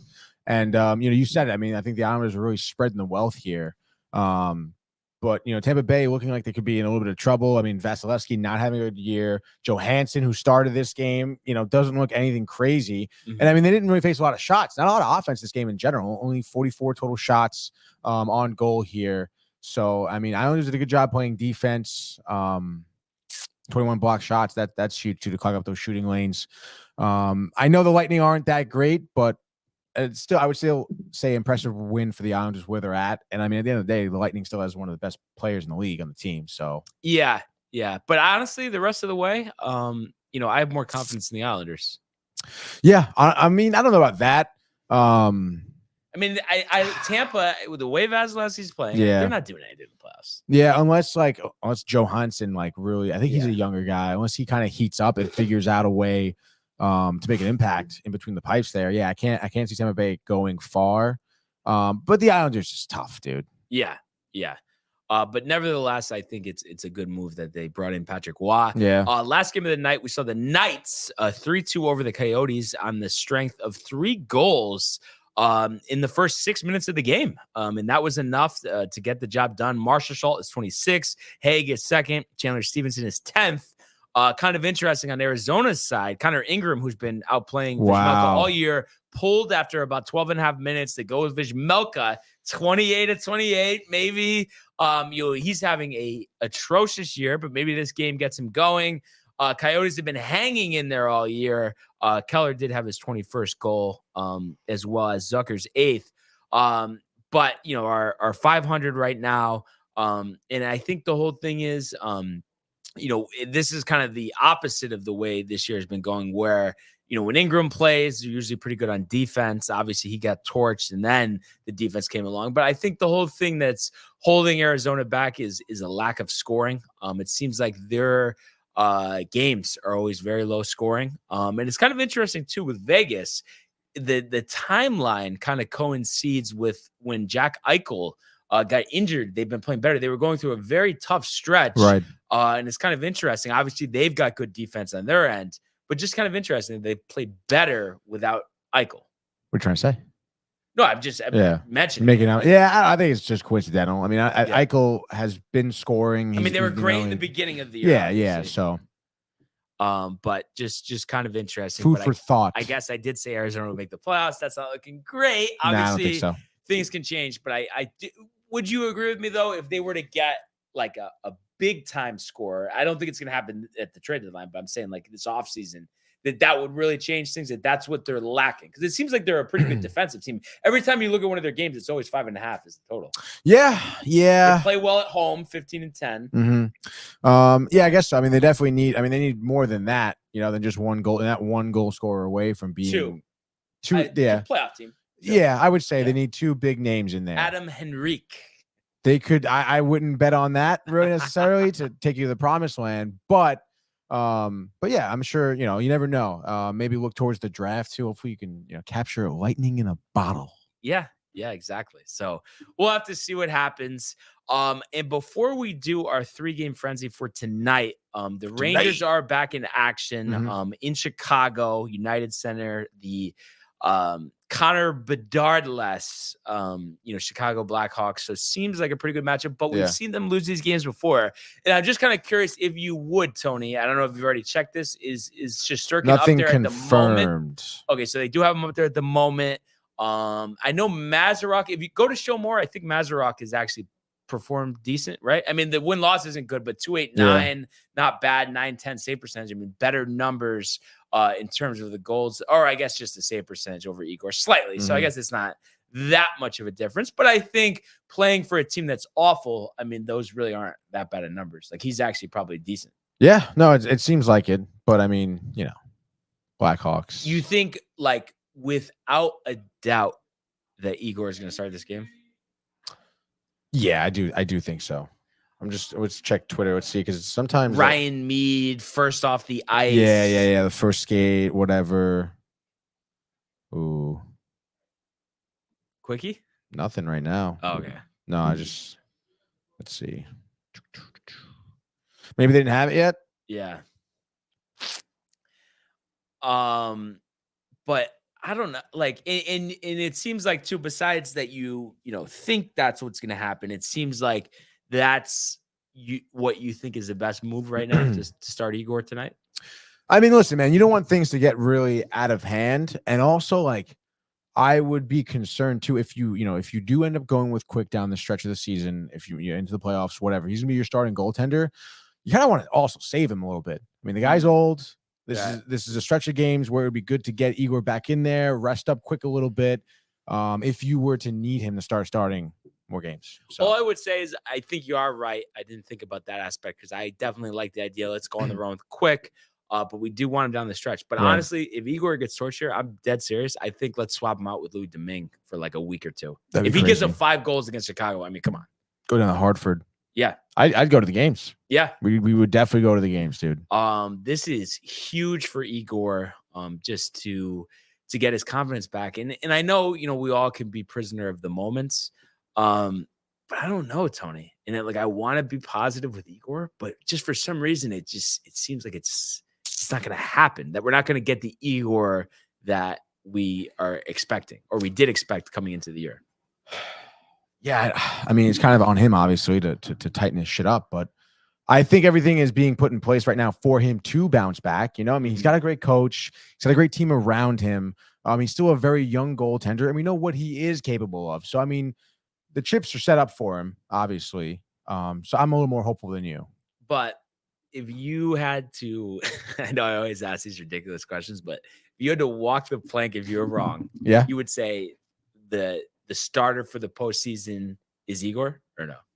Starter for the postseason. And this is literally you're taking the plunge if you're wrong. So taking the plunge. What are we 45 games and 50 games in the season? You have 30 more games left-ish. Yeah. I would say Igor can bounce back and be your postseason starter. Yeah. I just love the element of Quick being there before. Mm-hmm. Was he a Rangers fan growing up? Yeah. I know. It's a great story for him. Yeah. To end here. You always wanted to play for the Rangers. Here he is. And the drought. I know, dude. So that it'll be interesting. But it would be kind of crazy. I wonder how many goaltenders there are that would have that, because he beat the Rangers in the Cup with the Kings, and then won it. Yeah, and now he'll win one with the Rangers. Probably not many, if any. Yeah. So that's interesting. But it is time for a hockey frenzy. Let's freaking go, people. NHL on February 9th. It's not a lot, but it's just what we need, baby. 3 games here in the NHL tonight, starting off hot and late because it's Friday night. We're all going to be out drinking, having a good time at the bars, watching this game starting at 8 p.m. in Minnesota. Coming from St. Paul, we have the Wild hosting your Pittsburgh Penguins. A little bit of a down year for the Penguins, nonetheless. 10-9-4 on the road here, 23-17-7 overall record. The Wild also a down year for them. They are plus money here at home, plus 10 that is. Sidney Crosby leading the team with points. He has 51 on the year, 27 of those coming from goals. Over-under set at 6.5. Brian, what do you think about this game? Yeah, I know they won last time out, but Minnesota, like you said, it's been a down year. Pittsburgh, I think, has played better, of recent. So if you just think about, I think talent-wise, too, they have a lot more talent than the Wild. I like the way that Jari has been playing recently. And as Michael's Kitchen has returned, dude. Talk about the upset special. Upset special. To throw that in there. Wait for after the frenzy, Brian. Everybody take it Everybody easy. hold on. So, yeah, looking at this, I have to go with the Penguins. I think Jari. Can we actually just make sure that he's starting? I think we did. We saw that, right? Yeah. Okay. Unconfirmed. Unconfirmed, but first on the docket. Yeah. I'm going to say Jari, the shutout, the road shutout. And I think the Penguins, 3-0, 2 goals and an assist from Sidney Crosby. Absolutely love your choice there. I'm going to go against that, though. I'm going to say Marc-Andre Fleury for the Wild, who is confirmed, will pitch the shutout for the Wild. And the Wild will win this game 3-0. So bang, there's my pick. We both picked the under, right? I wrote you in for Wild in the under, by the way. Whoa, dude, so look at you. You know a few things. Yes. Next game up here, I know we talked a little bit about it, but did not get our scores in here. 8:30 p.m. in Chicago. The Blackhawks will be hosting York Rangers, perhaps a potential future spot there for Connor Bedard, who knows. But the Chicago Blackhawks plus 240 on the road here, at home. Obviously, Rangers heavy favorites at -290. Of course, we are anticipating the Igor start. Can he bounce back? Rangers 3-0 since after the All-Star break. Tremendous start. Obviously, the Blackhawks has lost 5 of their last 5. Probably on, I think, a 7-game losing streak. Maybe doesn't matter though. What do you think's gonna happen tonight? I mean, it better be that the Rangers. I want to see some scoring. I mean, the scoring's been light. I know defense has played good with Jonathan Quick in net. We're expecting Igor to get the start. And let's be real. I think he's going to give up some goals. I do think they're going to win, but I just think the offense is due to get going. Mika can, put the hashish down for a game and get moving. He's just been asleep at the wheel all season long compared to how we saw him play last year. So I think the Rangers score 6. Igor lets up 3, but they win 6-3. So the Rangers and the over. Absolutely love it there. I'm going to agree with you. Rangers and the over here. I think Igor has a little bit of a bounce back game. Too, by the way. I mean, come on, obviously. Let's the over. You never let's see if you go 3 for 3, dude.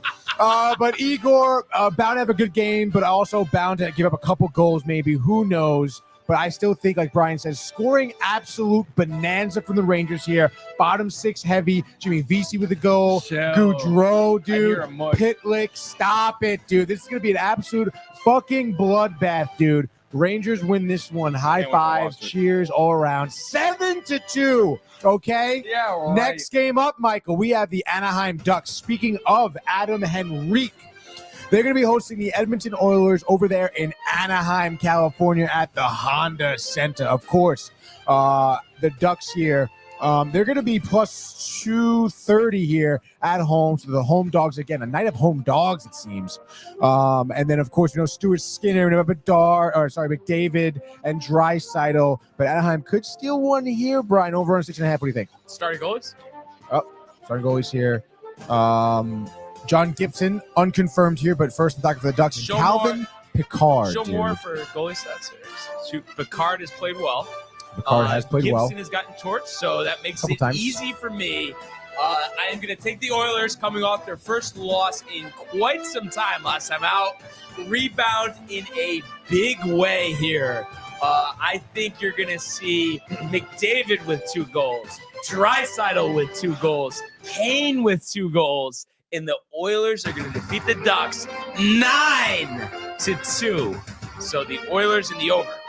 As much as I would like to take I guess I'll do it. I'll take the freaking Ducks. We talked Adam Henrique, Troy Terry, Frankie Vetrano bound to have a goal tonight on Calvin Picard. And who knows, maybe an off night for the Oilers. They just lost 3-1 to the Knights. The 7 goals for the Rangers is crazy. Crazy, dude. I say let's go Ducks and the over. You want Oilers over? I'll say Ducks and the over. Yeah, let's go, dude. For 3. All right, dude. All right, dude. The NHL frenzy, Tony. Love to see it, dude. So let's go. Excited for the weekend for sure. Let's get Rangers. It's 3 in a row now, right? 3 wins in a row. Yeah. So let's make it 4. And it would be nice, Michael, what do you got to see Igor. No, Igor's just, dude, I'm telling you. Yeah, I mean, maybe quick starts. I mean, we were positive the other day that Igor was going to get the start, and he didn't. So I don't know. I just don't think the Rangers.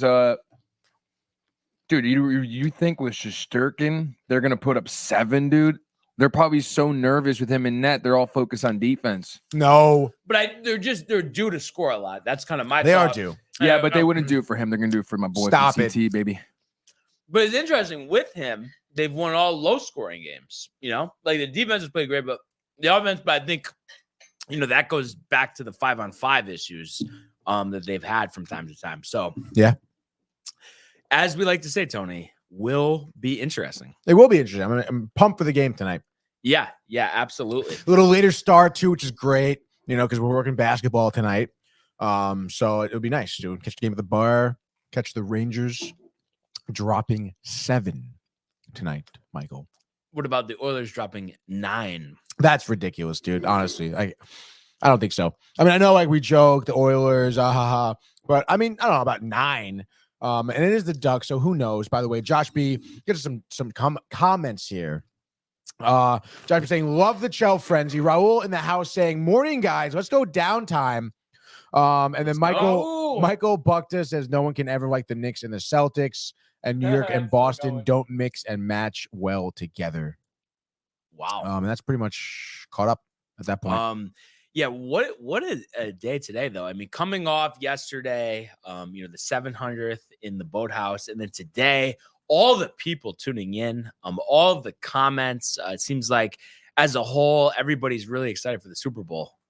Just such an exciting time of the year. Hockey, stretch run, right? NBA stretch run as well, and then spring training around the corner. Just so exciting, and then golf. Major season will be here before we know it. Before we know it, Tony will be playing the Augusta National music. We'll be talking about the Azaleas and Tiger's return to Augusta, all of that good stuff. But off the dome right now, Tony, when you think Tiger, Augusta, we saw him have to withdraw last year. Has never missed the cut, as we said in our, parody of Jim Nantz last year. Are you expecting a strong performance out of Tiger, or does it depend? How does he play at Riviera? How does he play at Sawgrass? A lot up in the air. I mean, a lot up in the air. I don't know about winning right now. Like you said, we're going to see, how he looks, the first few tournaments he plays and everything like that. But at the end of the day, I mean, Augusta, as long as he's healthy enough to compete, he's going to be competitive. I can see top 30.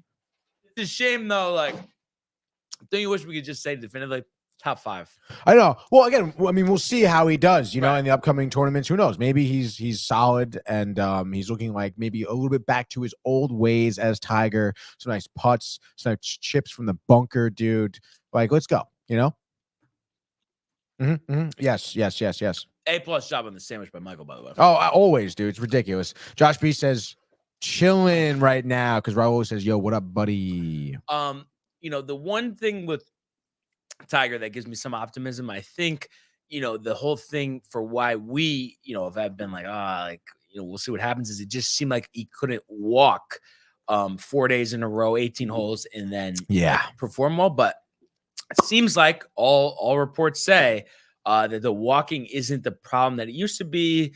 He's got aches and pains elsewhere, but you think back to him. I mean, his whole career, he's had aches and pains all over his body, winning the U.S. Open at Torrey Pines with a broken leg. So it seems like he can manage that stuff. If the walking's not bringing him down, I mean, he's got to have better results. And I think, too, the key for him, if we're going to see Tiger win again, he's got to get off to a hot start. And I think that sense of adrenaline, the crowd, especially at Augusta, would carry him the rest of the way. Yeah, no, like you say, he's done it before. He certainly can do it again. Michael? Just want to say shout out Kev Do. Oh, he bought a hoodie and a hat. Yeah. He was talking to us on the phone about it today, dude. He's going to wear it on the 18th, he said. That's awesome. Estimated delivery for February 14th through the 16th. Let's go just in time. Dude, we got to do like a dope little photo shoot with that. Yeah, I'll wear my stuff. Yeah, I'm going to wear mine as well. And obviously a Rangers jersey. Dude, definitely. I got to borrow one. Can't wait till we get like some DTV jerseys. Oh, dude, DTV nice Ranger jerseys. Yeah, it says DTV across the, like, how the Rangers that I showed you, where it says NYR on it and with DTV on it. That'd be sick. Dude. Yeah, that would be crazy. And obviously, Yankees. No, just what? the Rangers. What do you mean? Like, obviously, Yankees. No, I'm joking. I want to see his face. Definitely Yankees. Yeah. We'll throw a little Mets one for Tony. I mean, I won't wear that one, but I'll wear the Yankee one, obviously. It's going to look the same. It's going to be a jersey of pinstripes. It's going to be a baseball jersey, not like the Rangers. Like, come on, dude. What are we talking about? Right? Like, why you gotta do that?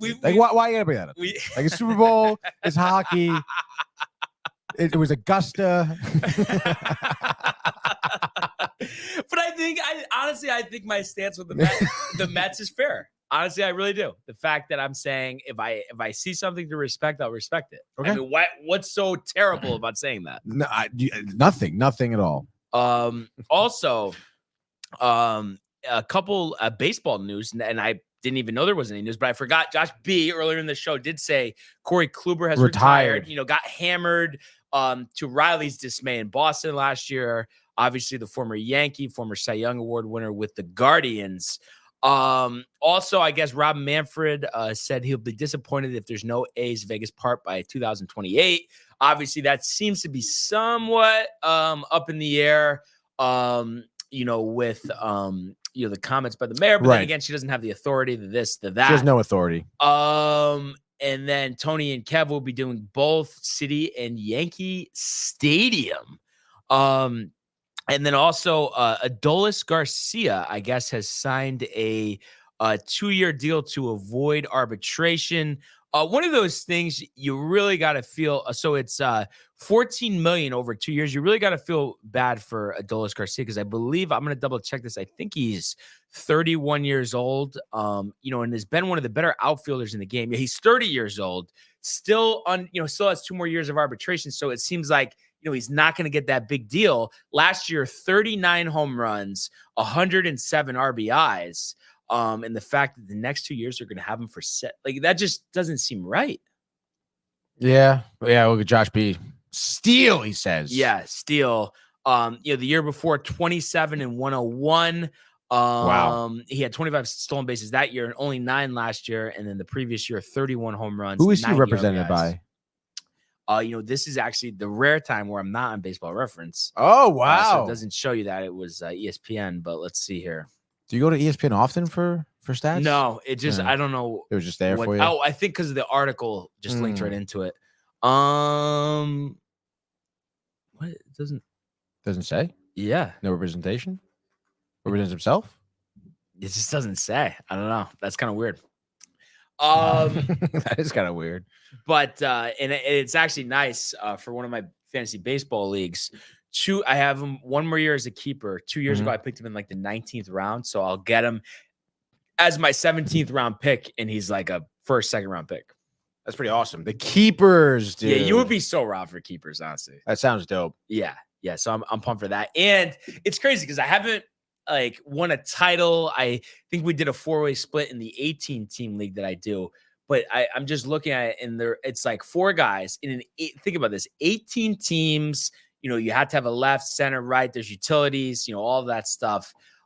18 teams. And the fact that I have Austin Riley, Yordan Alvarez, Matt Olson, and Aaron Judge locked in as keepers till all eternity, Tony. That's kind of ridiculous. And I've only had a 4-way split. It's like, but the problem is the pitching. 18-team league, you got to hit on the pitching. And that's something I'll need your assistance on because I feel like you're good. Those up-and-coming, younger guys, maybe the stats aren't exactly there, but the talent is. Those sleeper guys, I'm going to need your help with that. Let's I feel go. like that's your specialty. I love the young guys. Josh B says 15 keeper dynasty league. Love it. I'd start one with you guys. So that would be interesting. We do have a little time. I'd be down with that. So we might be able to get Renee in the mix. Yeah, get Renee, Michael Bukta as well. Yes. But anything off the top of your head, Tony, when you think pitching, somebody that's a prospect, somebody that has pitched in the league the last couple of years, anybody that you think is just like about to erupt. Oh my God, on Barnes. the mound. What? Did you see the Discord? No. Nick Main added you. And he said, go Astros with 2 laughing emojis. Hold on. There's a photo that shows the Buffalo Bills logo above the Yankee logo, then the Kansas City Chief logo above the Houston Astros logo. And someone said, just saw someone say the Bills are to the Chiefs as the Yankees are to the Astros. And it's the most accurate comparison of all time. And now my night is ruined. Yeah, I would say that's probably the least accurate comparison of all time, just because of the fact that the Bills have won 0 championships and the Yankees have won 28. But, hey, you got to try sometimes. Right? Oh, my goodness. And you just feel it, like the vibe around the team. Soto, I mean, good things are on the way. Let's just leave it at that. And I just think, you think back to last year. I mean, it was a complete disaster. You had less hits than the Oakland A's, who won like 50 games, whatever the case may be. And Jake Bauers was batting cleanup. So just the fact that you go from that to having Soto and Judge back-to-back in the lineup, I don't even think I've fully comprehended just how ridiculous that is. Like that's Manny and Big Papi in their prime. That's A-Rod and Junior in Seattle. That type of 2-3, I guess, is unbelievable. Yeah, it's going to be nuts, honestly. Yeah. Soto is going to be huge. Yeah. Yeah, the energy. I mean, you would think jersey sales for him. I mean, the team stores are going to just sell out for the first 3 months. They started selling them already? Yeah. I mean, I'm sure online, but I'm just saying at the game. Yeah, at the I'm games. sure everybody's gonna be flooded with Soto jerseys. You getting one? I definitely want to get one. I'm way behind on my Yankee stuff and just clothes. I'm not good with like keeping stuff in good condition, misplacing. So I'm gonna load up and get the official Yankee jersey, no name on the back. Yanni, I will do that this year. I will get it fitted as well. I know he's oh nice, dude. Josh B says Betts, Ohtani, Freeman in LA. Shake my head. Like we've said, I mean their roster is unbelievable. Clayton coming back as well. The rotation will be good, but I don't know. Postseason, dude. Yeah, different. Gotta team, show up, right? If you especially just to win the National League pennant, Tony, would you rather have the Dodgers or the field? Wait, the Dodgers or the field? What do you mean? Like to make the World Series out of the National League? You would have the Dodgers? Would you pick the Dodgers or anybody in or anyone else? I guess, yeah. Dodgers. Really? Yeah. Definitely the field for me. I mean, that's tough, dude. What? Oh, sorry. Yeah. I mean, it's again like to win. Yeah, I don't know. I still think they're going to be better than last year. I think odds are they're going to show up in the playoffs at some point. And I know people talk about Ohtani, never been in a playoff game, never been in a meaningful game in September, October, whatever. I mean, I don't think that's going to really worry him that much. I know Mad Dog was so tight when Ohtani gets signed. He's going to play a meaningful game in October. Yeah. I mean, he's right. He's right. It's funny. A different animal. Yeah. Definitely. And you just got to think about it last year. And I know, yes, you've added Ohtani and Yamamoto, but you had a pretty loaded roster last year, and you got your ass kicked by the Diamondbacks. Why is that? Well, I mean, the Diamondbacks, I mean, they obviously were a great team. It was certainly their time. I mean, Corbin Carroll in the outfield was great. I forget their first baseman's name off the top of my dome. Anyway. Christian Walker. Yeah. Walker was like annihilating pitchers, dude. It was ridiculous. But yeah, I mean, what do you think it is with the Dodgers? Because it does seem like where they always have like 100-win seasons, 97-win seasons, and then they just like don't show up in the playoffs. People have mentioned it, and obviously you look at career-wise too. Kershaw's ERA is not good in the playoffs. So I think pitching's let him down. But also a lot of people have had reservations about Dave Roberts. That he kind of fumbles things around. True. So, it's like the Sean McDermott thing. Yeah. You have talent. You get to the same stage, right? You don't deliver. I mean, obviously it's different because Roberts did win that title, but questions about it was a neutral site. It's different. This, that. So I guess managing expectations. I think that the pressure may be too much for the Dodgers. I mean, the fan base. You think of them as a winning organization, but I mean, one title since 1998. I mean, 1988. That's a long time for the Dodgers. Yeah. No, very true. But be interesting to see how that all develops. And Jay, is Jay chat? Do we know Jay? Anything? Jay is definitely someone from chat. Just Jay. Just Jay. The letter J. He's definitely been in here a while, but he says this is a life-changing question.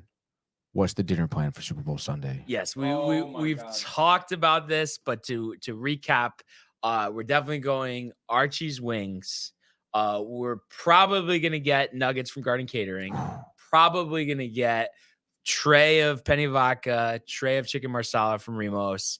And then have the nacho cheese dip as well. Pigs in a blanket. For dessert, definitely chipwiches. And then, possibly either cheesecake or cinnamon buns. And there's be some other stuff too, but that's just off the top of my dome. Sounds awesome, dude. I'm so pumped. Yeah, we gotta pick up some of that, Michael. Yeah. Oh, let's definitely. Pies, pizza. I don't know These what. are gonna be chocolates. Yeah, I mean, we'll have some Hershey's. I love it. Let's go. I mean, you could always go for a Hershey Kiss, right, Tony? Dude, Tony loves dude, Hershey. I literally was just saying maybe 2 days ago, I was like, dude, I can go for like just chocolate, like a straight, like a Hershey Kiss. Uh-huh. I love Hershey Kisses. Do you dude. like the flavored ones? No. It seems like one of those things you're so pissed. No, Yeah. thank you. Dude, nothing worse, especially during Christmas time too, because you see a bowl of Kisses, and all of a sudden it's fucking peppermint, and you're just like, oh. I have to say, I know what you mean, but I do think the caramel ones are better than the original. No, I wouldn't say. I just love Listen, caramel.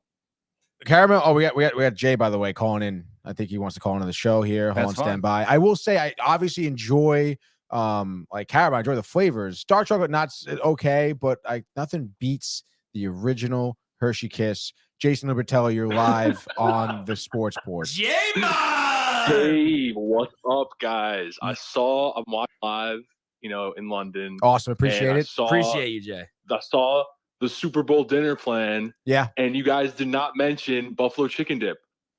Oh, shit. I wouldn't be surprised if there is that. Like I said, I don't even, Pooch is putting all this together. I'm adding some stuff where I can. So I wouldn't be surprised if there is buffalo chicken dip. Jay, I think we might have had that last year. Jay, Dude, we need that you. is like the Pyrex, What? tinfoil, mail it, dude. Yeah, All right. Mail it. Mail us your buffalo chicken dip. Express next day. Yeah. Fresh. Jay, what's your Super Bowl Sunday gonna look like? Well, it's on at like 11:30 at night. So I'm still making buck chick dip. There is Six Nations on Let's go in the afternoon. Rugby so I'm gonna tournament. watch that and then watch the Super Bowl. So it's gonna be a nice full day of sports. Drinking. And I have to ask, Drinking and sports. Yeah. and I know I'm, ahead, very bro. slighted on one side of this debate, but because you said you put in your bet for the Niners. What gives you the confidence to go against Mahomes? I do, it was just like my gut feeling is the Chiefs, and I was like, I gotta fade myself for the Super Bowl. Picks haven't been good recently, like me against Kev, or no? No. My picks have been. I went 4 for 4 last weekend on the last game, and then the week before that, I was like hitting anytime touchdowns. So, okay. I'm just gonna continue on with my my plan. Wait, so you've been fading yourself for the last couple of weeks? You're saying? Yes, I have been. Wow, that's interesting. Great it's idea. like it's like when I say I want the Ravens to win, but I put my money on Patrick Mahomes. Interesting. And one other thing that's interesting too, if you think about this, you put the sharps aside. Mm-hmm. If they're even telling the truth, I'm sure half the people lie about their win-loss record online. But imagine if everybody faded themselves. Like, would Vegas go out of business? I think so. Right? I really do think so. Think about it. It's kind of crazy because there's way more winners than losers, or way more losers than winners. That's how the casinos stay in business. Yeah. But you know what the problem is? It's like when you do that, I don't know, you've probably been diligent, but I know for me, I would struggle with, you kind of like, I'm going to say I want this side to win so I can take this side. And then that's where it gets out of, like, you have to stay diligent to that. True. But back to the point where, like, Patrick Mahomes in the playoffs, he's usually like undefeated, like you don't want, it's like, some are saying that he's like the Tom Brady of this era, so you don't like, obviously people don't want him to win. So yeah, that's one reason. Also, like, a crazy percentage of the money is on the Chiefs already. It's like 65% of it all, like maybe even more. Just throwing numbers out there. Is on the Chiefs to win. So you're thinking it's going to go Oppo? Yeah. Interesting. I do. Interesting stuff. So you're fading the world of the National Football League. Yeah. Yeah. That's awesome, dude. Have you had? Brian's not happy about it. No. I mean, obviously, I hope everybody wins if that's possible. It's not possible. Well, it depends. It's not possible. It's impossible. Well, actually, no, it is possible for me though, because I did teasers, and then I did one where I bought it up to 3.5. So technically, we both could win. So there is that. Brian, what's up? My situation here to gamble is to go to like a storefront. Oh, really? I have to like walk into a store. Yeah, they can't do it online. Wow.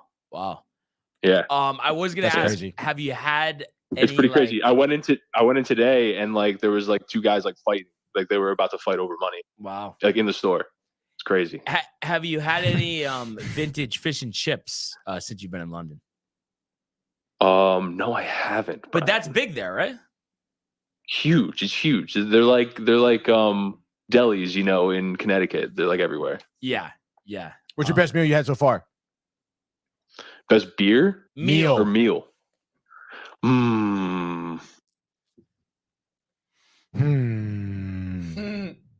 It was a homemade meal, Tony. Oh, okay. By one Sure, of Lily's friends. No, did you want like a? Yeah. Dude, the food at the club, at the rugby club, is pretty good. It's not bad. Kidding. What'd you got? Penne vodka? No, there's no penne vodka. They had the first day I was there was like pulled pork and like a potato. Oh, dude, they have like beans with every meal. Oh, I bet you love it's that. It's so funny. I get to watch you guys like on TV. I'll have you up on the big screen. Oh, that's awesome. That's dude. Awesome, man.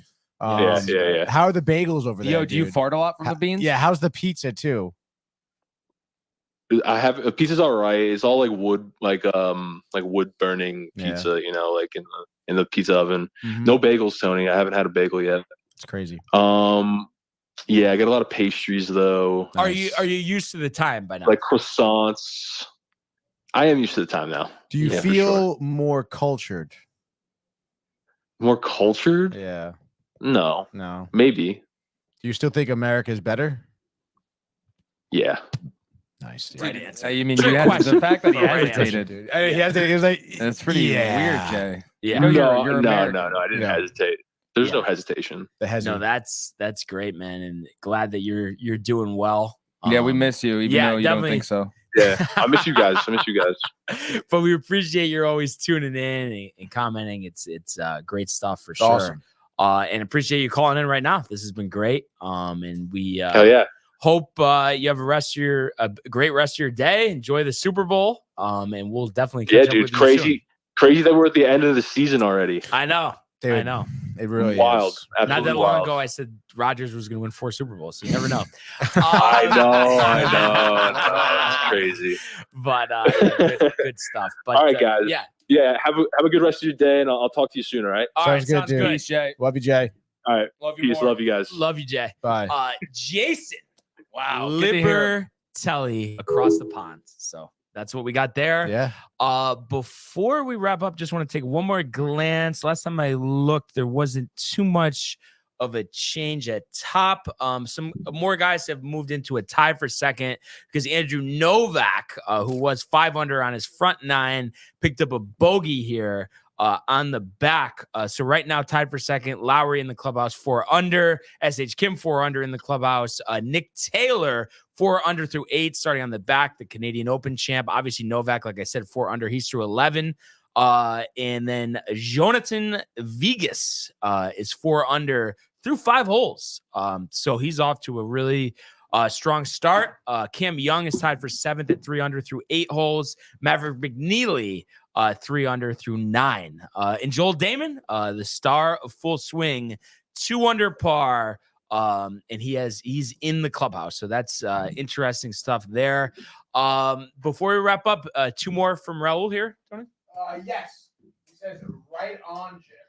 He says right on, Jay. Go Niners. Hey, both teams made it to the Super Bowl. That's a win-win. Yeah. Because you said everybody wins. Right, but you know what we need to happen. Yes, dude.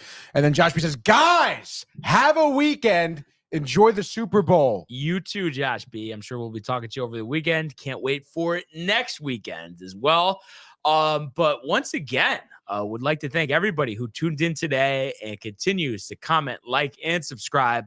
All of the archives on the YouTube page, Tony, Michael, Renee, and Jay in costume. Merch, downtimetv.com. Want everybody to enjoy the day, enjoy the games. Let's go Rangers, and we will see you on Monday. Hey guys, Tony here from Downtime TV checking in. I want to thank all our fans out there who's been liking, subscribing, sharing our content. You guys are the best. You guys are our bloodline. You make us love what we do. Thanks again.